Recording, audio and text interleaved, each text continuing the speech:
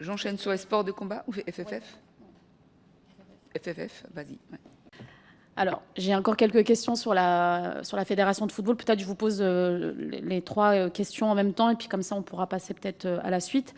Donc, revenir justement sur l'enquête que vous avez publiée dans le New York Times sur la FFF, évoquant des accusations de responsables en poste ou passé, donc de comportements inappropriés à l'égard du personnel féminin, harcèlement de la part de la directrice générale, et l'existence d'une culture toxique entretenue par des hommes qui emploieraient systématiquement un langage ouvertement sexiste.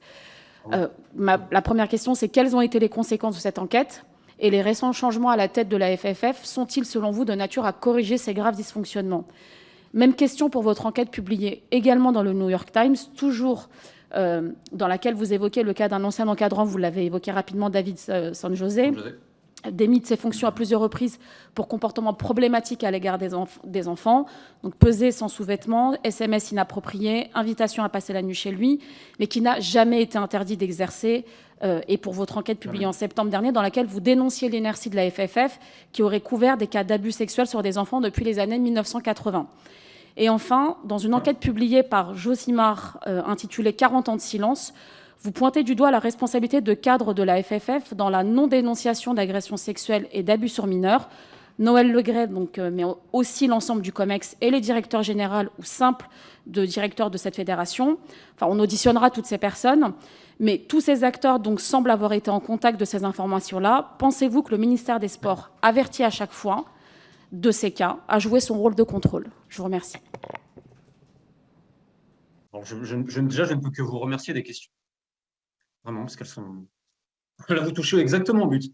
Alors, premier point, je vais répondre à la dernière là, parce que c'est la plus choquante. Parce que ce que je vais vous envoyer tout à l'heure, ce sont les lettres de licenciement et les constats. Il y a un article 40 fait par M. Le Gret, c'était vis-à-vis de Mme Roujas. Donc, il avait averti le procureur, et finalement, cette dame n'a pas été condamnée pour une affaire de prescription, mais j'imagine que le procureur pourrait être interrogé, puisqu'il avait passé un savon à certaines personnes de la fédération en demandant comment cela avait pu durer autant de temps. Mais elle a toujours gardé, encore une fois, ses diplômes. Il y a une affaire qui est très intéressante, je trouve, quand vous parlez d'harcèlement et tout cela.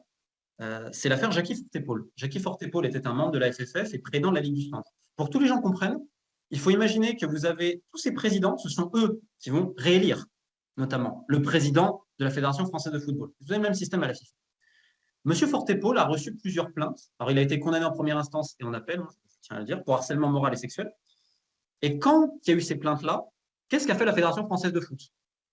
Tout le monde a fait des attestations pour dire « Oh non, c'est quelqu'un bien, c'est quelqu'un bien, c'est quelqu'un bien ». C'est-à-dire que, pardonnez-moi mon expression, le copain se fait prendre la main dans le pot de confiture, et là, il y a tous les autres qui vont dire « Oh là là là, on va essayer de le sauver ». Et là, vous avez, parmi les attestations que j'avais publiées, une très curieuse de Mme Brigitte Henriquez, qui à l'époque était responsable du développement du football féminin à la Fédération, qui est devenue vice-présidente de la Fédération française de football, notamment, et ensuite présidente du Comité olympique français, dont sa campagne a notamment été assurée par M. Noël Le Gret.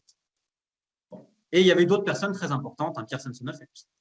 Donc l'enquête se poursuit, et ensuite, et c'est là où je trouve ça assez, au minimum on devrait faire la lumière là-dessus, il y a un PV de gendarmerie, j'imagine que vous pourrez le solliciter, qui est l'audition de Mme Henriquez, qui va, devant les gendarmes, expliquer qu'elle n'a pas été alertée sur des potentiels cas de M. Fortépole. Or, et l'équipe l'a publié également, par l'intermédiaire de Marc Le Plongeon, et nous avions aussi les preuves dans le New York Times, on ne l'a pas publié finalement, c'est pour une histoire timing, mais on s'était rendu compte que Mme Henriquez avait été avertie au moins 2 fois du cas de M. Fortépole. Or, elle a nié cela devant les gendarmes. Aujourd'hui, elle évoque, comme M. Prêcheur, qu'elle ne se souvient pas avoir été contactée. Donc, comme je vous dis, c'est assez fou dans le football. Dès qu'il y a une affaire, on a l'impression que l'amnésie devient assez rapide. Alors, Mme Henriquez, qui m'a adressé quand même 3 plaintes, était patronne du Comité olympique français. Mme Henriquez, dans un autre PV de gendarmerie, selon une victime, avait été alertée. Cette victime avait alerté Mme Henriquez. Et Mme Henriquez lui a dit « Oui, une enquête en cours. Nous, on ne peut rien faire. » Et comment ça, vous ne pouvez rien faire? Il y a les statuts de la Fédération française de football. Vous avez viré une personne en estimant qu'elle était dangereuse pour les meilleures joueuses françaises qui sont réunies à Clairefontaine. Mais si vous n'avertissez pas tous les clubs amateurs, comment les clubs amateurs sont censés savoir que cette personne a été virée de Clairefontaine pour des comportements inappropriés avec des mineurs? C'est-à-dire, en fait, on n'enlève pas le problème, on décale le problème, on le laisse dans le football amateur, dont la responsabilité tient de la Fédération française de football. Donc, on est au-delà de la négligence. Et tous ces gens sont tenus par l'article 40 d'alerter cela. Pareil, on ne le fait pas. Et dès que, je vous dis, on essaye de rentrer dans ces dossiers, surtout pas. Donc, c'est très problématique. Maintenant, vis-à-vis du ministère des Sports. Le ministère des Sports, il y a souvent des signalements. La question, c'est qu'est-ce que fait le ministère des Sports? Alors, évidemment, la ministre actuelle a fait, en plus de son cheval de bataille contre les violences sexistes. Je le comprends, il n'y a pas de problème. Néanmoins, dans les faits, j'ai donné personnellement, et ça, je vais le dire, j'ai donné personnellement aux inspecteurs du ministère des Sports les contacts de certaines victimes. Et là, je le dis haut et fort, ils n'ont pas été contactés.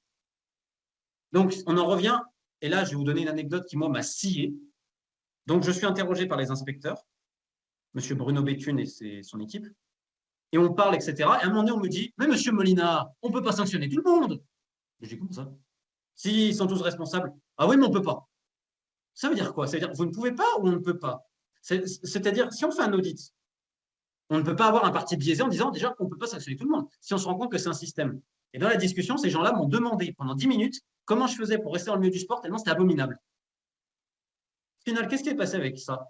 Et là, c'est le ministère directement, qui a eu un article 40 contre M. Le Gret. Et M. Le Gret, on est d'accord, comme M. Laporte, ça faisait très longtemps qu'ils auraient dû partir. Mais j'ai presque envie de dire qu'on n'est pas allé les chercher sur les vrais dossiers, les très gros dossiers. Alors, il y a des choses, je n'ai pas le dossier, je n'ai pas le contrat en main. Par contre, en off, je pense que vous, si je vous donne, vous pourrez le récupérer. Et là, vous allez voir qu'il y a un gros problème. On n'a pas soulevé les véritables liens. Mais la question est, avec l'histoire du témoignage de Mme Henriquez, alors certes, aujourd'hui, elle dit qu'elle ne se souvient plus. Pourquoi pas? Quand vous voyez qu'aucune personne n'a fait un article 40, quand vous voyez que j'envoie personnellement les contacts de certaines victimes, que j'envoie tous les éléments, et qu'il n'y a aucun article 40 fait là-dessus, quand vous voyez ce qui se passe à la Ligue de la Réunion, qui est une ligue affiliée à la Fédération française de foot, où les employés se font traiter de salopes, et autres, où là aujourd'hui, comme je vous dis, on a le directeur technique national, qui est un cadre fédéral, qui est incarcéré pour violence sexuelle, le procès, et vous avez le président qui est sous enquête pour harcèlement, qui est là depuis 40 ans, qui avait été élu par des élections frauduleuses, que j'envoie les documents, et je peux vous les envoyer, montrant que les élections étaient truquées, et que le directeur juridique était là, il n'y a pas d'article 40, mais on se moque de qui? Donc, et ça en revient à mon véritable propos, qui est le véritable problème du foot, c'est que les organes dits de contrôle ne sont pas indépendants. Et si vous voulez que je vous fasse un petit aparté sur la Ligue de football professionnel et ce qu'on appelle la DNCG, qui est censée contrôler les clubs, alors là aussi, on est soumis à des influences politiques et ce sont des organismes qui ne sont pas indépendants. Et je vais juste terminer ma démonstration sur le football sur deux choses.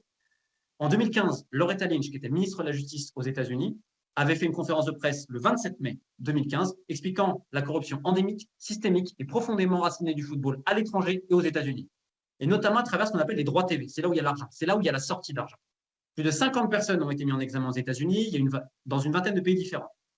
Je vous pose une question. Il y a deux manières de faire rentrer et sortir l'argent dans le football. C'est les transferts et c'est les droits TV. En France, on n'a aucune commission pour vérifier l'un et l'autre. Donc, c'est l'impunité générale.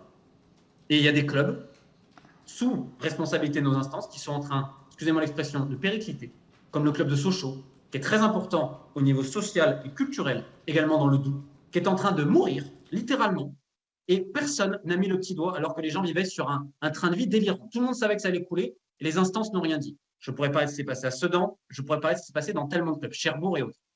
Et ce qu'on est en train de voir, c'est la faillite du football français. Et vous verrez dans un an, ces mêmes personnes iront toquer à la porte des politiques en disant on a besoin d'argent public. Je pense qu'à un moment donné, il est temps de dire non et que les organes de contrôle doivent faire leur boulot et dire non à l'impunité.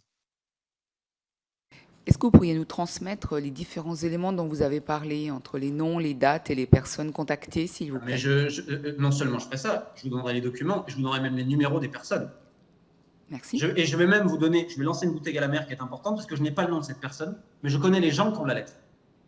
Une lettre manuscrite avait été faite il y a, je crois, c'est 10-15 ans, par des anciens responsables de Tracfin, expliquant. Cette lettre avait été notamment envoyée à M. Platini, de mémoire.